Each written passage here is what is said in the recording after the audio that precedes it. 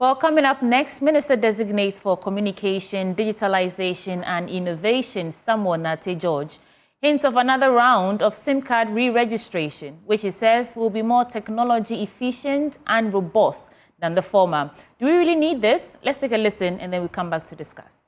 On the issues of mobile money fraud, we have to work collaboratively with the MNOs, and that's why we have to go back to the issue of SIM re-registration again, to properly register the SIMs so that the MNOs can identify who it is. Because it's one thing blocking the SIMs, it's another thing tracking the persons, the cartels behind it, and being able to arrest them and prosecute them. You need to be able to identify persons who hold SIMs.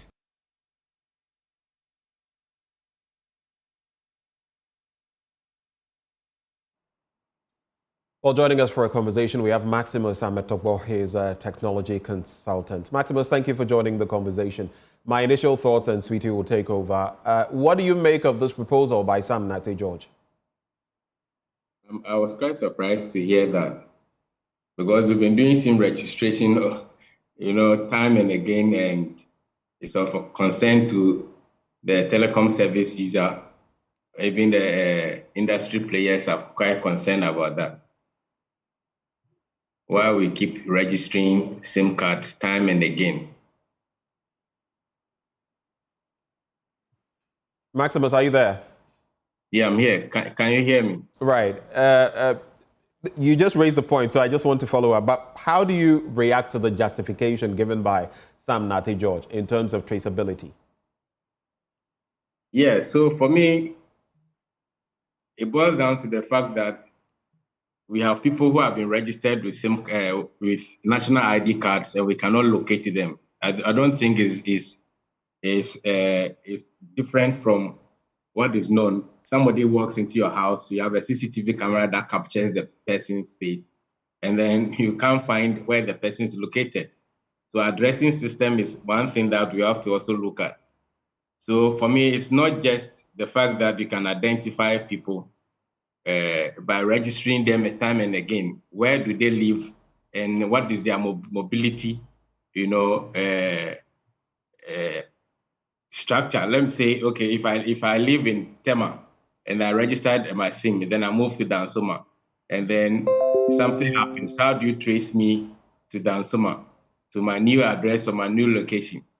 So it's more about implementation of the regulation than just re-registering me to my new location. So for me, I don't think we need a SIM re-registration to register every Ghanaian again who uses a telecom service, so we can know their location if a crime is committed.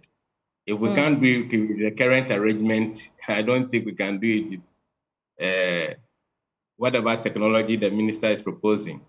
That's an interesting statement to make, because I listened to Sam George and he mentioned that even the mobile network operators can't trace the owners of these SIM cards. And you yourself just reiterated the gaps, the inability to identify who exactly these SIM cards belong to. But you say that if we cannot make it work with the current registration system we have, then you don't see any way that a new technology can fix that. What do you mean by that? Yeah, so it's about enforcement. So we've registered people using the Ghana card, right? So Ghana card should be able to identify people by their addresses, because they have a list of details on the person's registration forms or profile. So we should be able to find those people using those addresses, or where they live, or where they work, or where they used their card the last time. So tracing people using those methods will be better. But trying to re-register the people, but the law requires us to register identifiable individuals. So how do you use identifiable, parameters? So we use a Ghana card, because Ghana card identifies Ghanaians and non-Ghanaians, right? So when you register that, now the addressing system, are they using the right addressing system?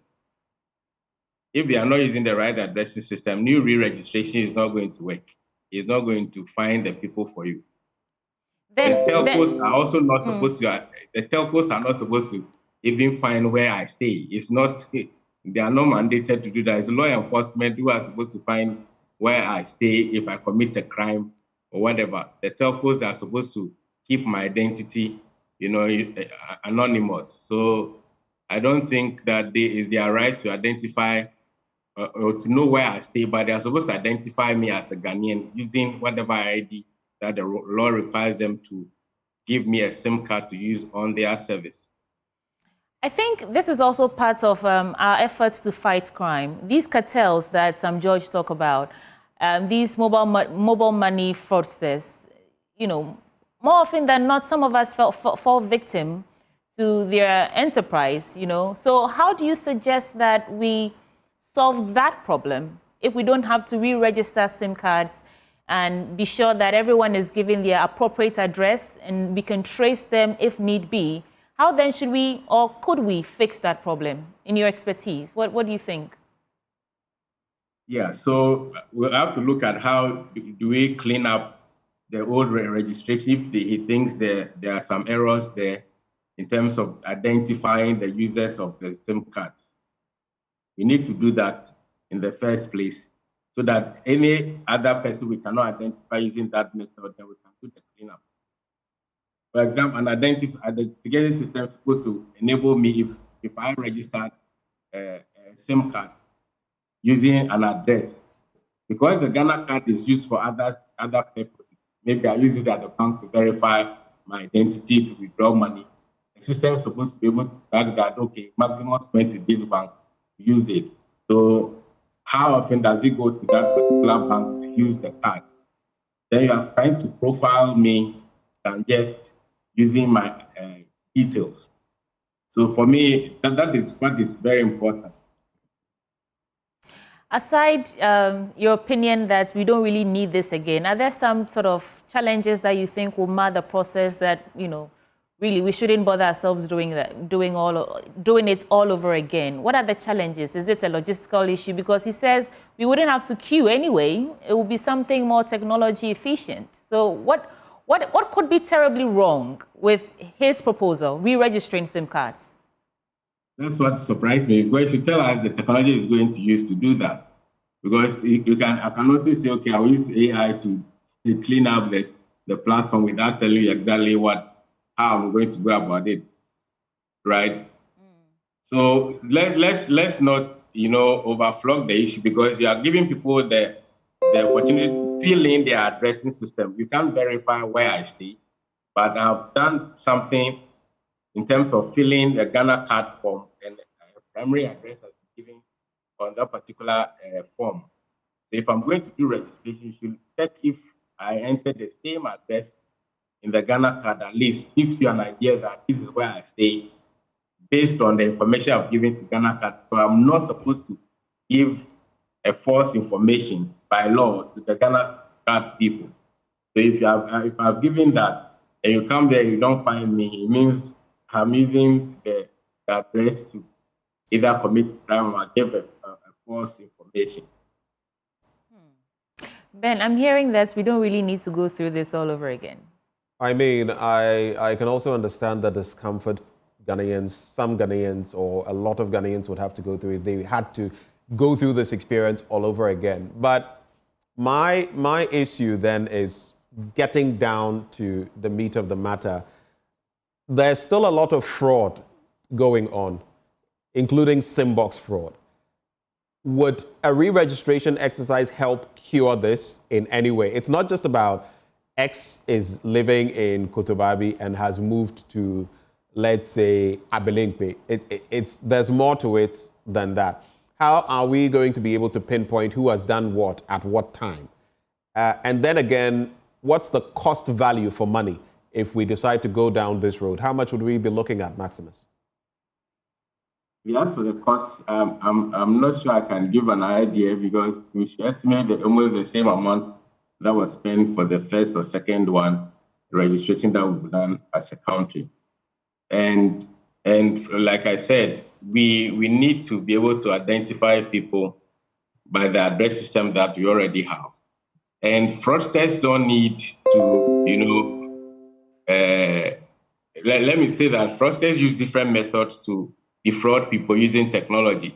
Now there's this issue of WhatsApp, takeovers. So I take over your WhatsApp, then I use an AI to learn how you communicate with a friend of yours And then I start writing the same language, and the friend thinks that, oh, okay, Ben needs some 1,000 CDs. Immediately I'll send it to you by tomorrow. Then I send you a phone number to send the money to. Then the money is terminated on that number. That number actually runs within an app. The app grabs the money, distributes it to other numbers. Even the telcos can't trace it. So, and the app, when you dial the phone number, you realize it links to an individual with a name. As to whether the name is genuine or not, that is another thing that we need to investigate. So a lot of ways the cyber criminals use is not just trying to re-register people with, a new system or technology to be able to find the criminals. It's going to be difficult. It's going to be challenging. If you ask the telcos, they will tell you they can't even find the person behind the number. That's happened to a couple of friends, and I've tried helping them in that regard. Maximus, is there anywhere in the world where they've been able to, solve this problem of fraud and SIM card issues with technology? And if there is, are you aware what particular kind of technology Sam George is proposing we use? You seem to be outrightly rejecting the whole proposal. I'm just curious to know if you just don't think it's what we need, or if you're sure that whatever they are proposing will not work. That's what I'm saying, that it's about the design. You should tell us how they are going to solve that problem. And how are you going to make sure that the person registering the SIM card is an identifiable or verifiable person, as the law stipulates. So you need to have that. So we have the Ghana card that is already there. We've registered over 18 million Ghanaians. At least you have an idea of who owns what card. And then if you are going to register a SIM card, then you can use the same ID system, which should be linked. And that's why some of us didn't understand why we're doing SIM re-registration. When I use the phone number to register my Ghana card, then I'm using the Ghana card to re-register the same phone numbers. It doesn't make sense. So it didn't make sense to me, and I don't think it's going to be easy trying to fight cyber criminal using that approach. Because the issue with the SIM boxing, as Ben said, is about price arbitrage, the difference between international call and local calls. People sit in between there, they make money off the arbitrage that we have. So for me, it's about identifying people in the first place. And then before I buy a SIM card, I'm well registered, right? Well registered as in making sure I use all the ID cards, and then my addressing system is also very important. That's one thing we don't check. Nobody checks if the address that I gave on my card or my form is right or wrong. Nobody verifies that. I don't know how we are going to go about that. So is that not another way we can fix that? I don't know how we are going to fix that, unless you are going to monitor everybody's movement using a navigation application or whatever, which is also against the law. Right. You can't be tracking, that's surveillance. So you can't be tracking people or surveilling them because you want to catch criminals. Or maybe, Maximus, unless we stipulate that if you go through such registration and you move house, consider it this way. If you take a loan from the bank and you change your job, your place of work, or you move house, you are required to give such details to the bank so that they can follow up on you. Is it not that simple? And again, if you seem to suggest that you don't see a clear plan as of now, which is why you are not in support of the re-registration. If you were to see a clear plan, would your stance shift? So 2 questions. If I see a clear plan, of course, I may change my mind, but I don't think that re-registering over 18 million people again is the solution. All right. Because you already have the database of the people. I can dial *402 to check the phone numbers linked to my Ghana card and all that. Those are processes you use to clean up, a platform like that. And like you said, if I save in a particular bank and I move my location or my house, I should be able to give the bank the new address so they can populate the platform with the new address, which reflects automatically at the National Identification Authority if they have that connection with the banking system. Okay. Well, Maximus Amatogo, thank you so much for joining us. He's a technology consultant, and this is a conversation about re-registration of SIM cards. And thank you. We are all waiting for that clear plan, and then we can make a decision. But before we go, a gentle reminder that Medicus Hospital is a modern healthcare facility built with your recovery in mind, spacious wards built with your family in mind, a warm and caring pediatric unit built with your children in mind. And we've assembled some of the brightest minds in medicine, led by Dr. Yao Safo, the drive-time doctor, to serve you. And we offer medical services, general as well as specialist services in plastic surgery, obstetrics and gynecology, child health, urology, psychiatry, and eye care. Additionally, we offer a comprehensive medical diagnostic service encompassing endoscopy, medical laboratory services, x-rays, and scans. A 24-hour pharmacy will ensure you always receive efficacious, safe, and affordable medicine. And we bring to you the most powerful human medicine of all time, simple human kindness and empathy. And we take pride in holding ourselves to the highest attainable standards. Plus, we accept all forms of payment, including from private health insurance companies. You can locate Medicus Hospital at number 10 Kingston Street, near Ashalibuche School Junction, or simply call 0501 477-340 or reach us on all social media platforms at Medicus GH. Medicus Hospital, a place of healing. Then? Well, let me tell you a bit about solar energy, and I'm talking about SolarMate Ghana. If you want to select a solar system from our various solar packages, they range from 30,000 cedis to 99,000 cedis. And note, all our solar systems come with lithium-ion batteries. So you can get a solar water heater, a solar home system, a solar powered station, or a solar generator ranging from 1,000 watts to 20,000 watts. We also sell reverse osmosis machines for water treatment. All you have to do now, Google SolarMate Ghana to find us on both Facebook and Instagram. To give us a call, here's the number, 0508 320 470. SolarMate Ghana is located at Adregano, East Legon. SolarMate, we go everywhere. Shortly, we'll be taking you to our next conversation in terms of school brutality. This wouldn't be the first time. What is happening in our second tier or second cycle institutions? We'll be sharing more thoughts on that after the break.